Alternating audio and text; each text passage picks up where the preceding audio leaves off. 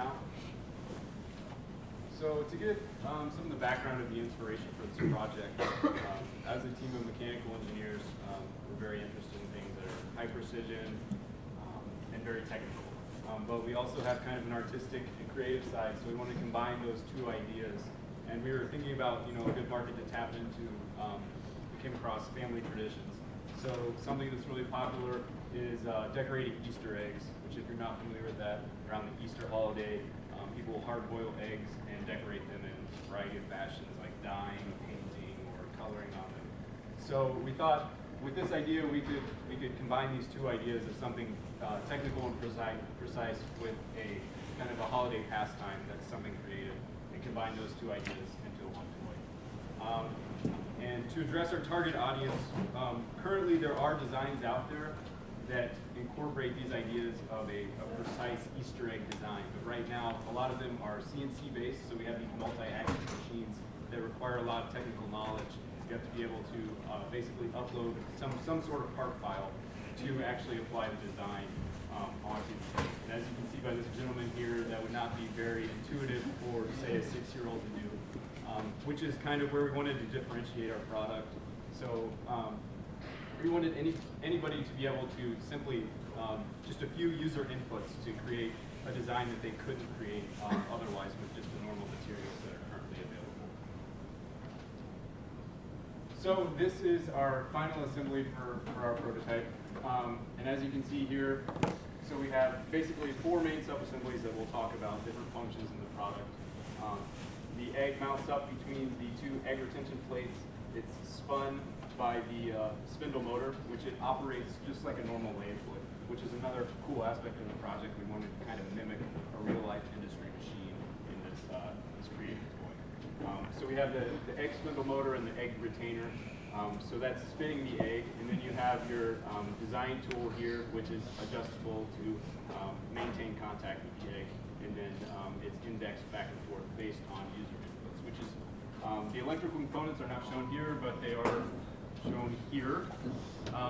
So just to address some things that we would like to improve right now, obviously you can see the electrical components on the user input side are exposed, so we would obviously like to retain those and integrate more. And then some other things, work on the aesthetics. On our prototype, we were mainly focusing on the function of our design. We wanted a proof of concept, make sure that the egg lathe would actually do what we wanted it to do. So now we'll go into kind of the subcomponents that make up the assembly. Okay, so I was responsible for the whole spindle driving system. So basically just made a pretty straightforward motor plate, a little bearing mounted in it, and then just found a motor that would power acceptable speed, and then wired it up. We were originally going to have some sort of speed control, but unfortunately with the motor we selected, if you tried to put a potentiometer on that, you had like a few degrees of being able to control the speed, and the motor would just stop. So it's very difficult to actually change the speed, so we just omitted it for now. So it's just on or off. But it spins at a nice 60 RPM, so it's not too fast, not too slow, and you have time to bring the pen back and forth and actually get a nice side. So the egg retention system's purpose was to be able to hold any different sized egg on a straight axis, so it's very easy to use the tools to write and draw consistent lines, diagonals, different patterns. So what we did here is we created a spring system which allows the user to push this cylinder against the top of the egg, and if the user was going to push too hard, the spring would prevent the user from crushing the egg, and using a thumb screw, you would be able to secure the cylinder, preventing it from moving and losing contact with the egg. So the rack and pinion system is actually what indexes the design tool back and forth. So the pinion is driven by a stepper motor, which accepts user inputs via a rotary potentiometer that goes through the motor controller and an Arduino. So basically the user rotates the potentiometer knob to control the left and right movement with pinions, which is then attached to our, basically our tool carriage system, which we'll talk about.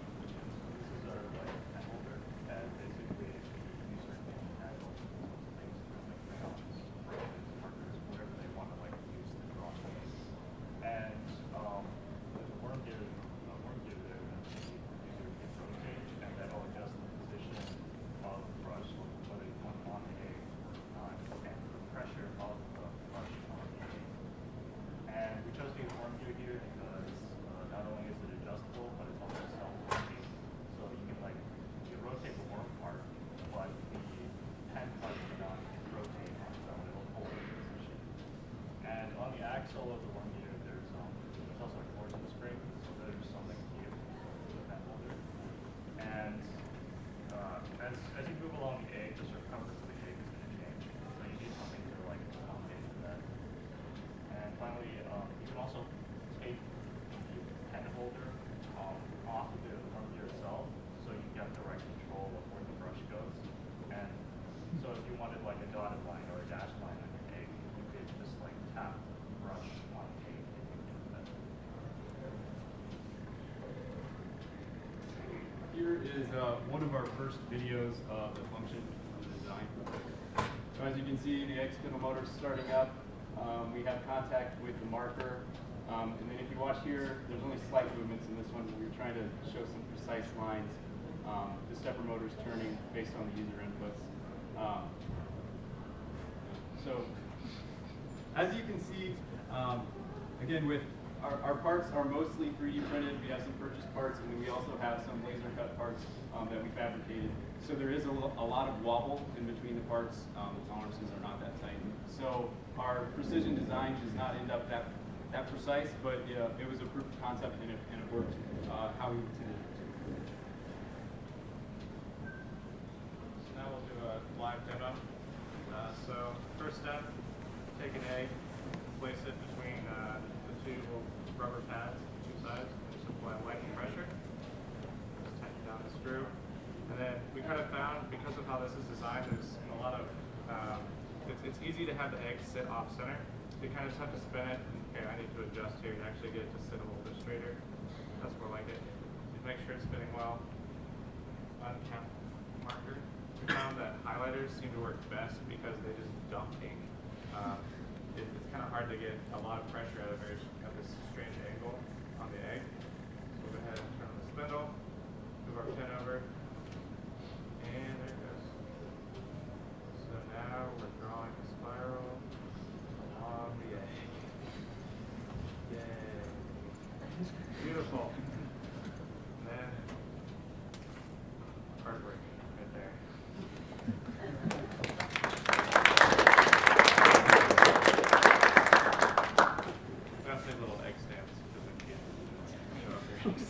So of course, being a toy made for children, one of the things that we wanted to do is make the toy fun and allow the kid to use his imagination, allow him to be creative.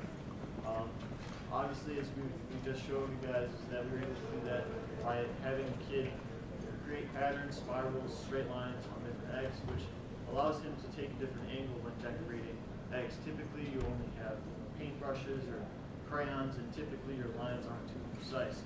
A tool like this will allow your child to do that and create more structured, formatted pattern designs, which the whole family can enjoy. The one thing that we also liked about this idea was that it incorporated many different mechanical electronic components into the design, which taught the children how, or exposed them to industry designs and assemblies that you would see quite often out in the real world.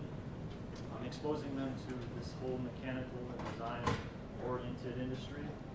And then on top of that, one of the great things about this product is that it can be incorporated into family traditions, which bring everyone together for a fun, great holiday Easter. Excellent. If anybody has any questions at this point.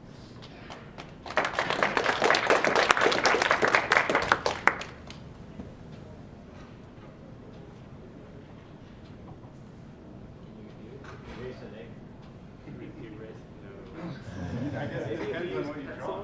Yeah. We're going to try pencil, but unfortunately the spindle is spinning towards the pen because we reconfigured everything. We didn't have time to switch the wiring. So we think it would like just jab into it and just destroy the egg. So we don't want to try that. But conceivably, if you use the right. Solid fence. Yeah. Yeah. What if you put the egg, the axis of rotation, or if you orient it, is it still going to work? Yeah, it'll still work. Like here, I'll just like exaggerate it real quick. The problem is, then it kind of spins. Let me get this out of the way. What if you wanted the egg vertical? Oh, that's what you mean. Try that. I guess You basically need a spring-loaded pen that could oscillate back and forth, Yeah. which wasn't Like, I mean, technically that should work, but you would definitely want to have it spinning the other way so you don't have it coming into the pen. But I guess technically it should work. I don't know how good that's going to be. One issue we found is that with a lot of markers, these highlighters work well, but some have like a lot of plastic that sticks out at a right angle, right near the tip. And a lot of times that would be what's making contact with the ink instead of the actual felt tip. But that was probably how we Sharpies. These things work as well. Yeah. Why did you choose to have it rotate into the pen instead of away from the pen? That wasn't originally the design. We had to reorganize things to make it all fit right, and the wiring was already set. And we mounted it and just forgot to. Do you think it would work better if it spun away from the pen? Yeah, I was gonna ask you, like, have you guys thought about the usability of it? Yeah, Other than egg? Right. Other eggs and coloring. We found some other things, like there was one that was kind of unique, an idea that someone carves carrots. So if you just put in like a carving workpiece instead, and you can make designs on small. Obviously, our components are not rated for, you couldn't carve wood or anything. But maybe softer things like foods, you could definitely use it in other applications.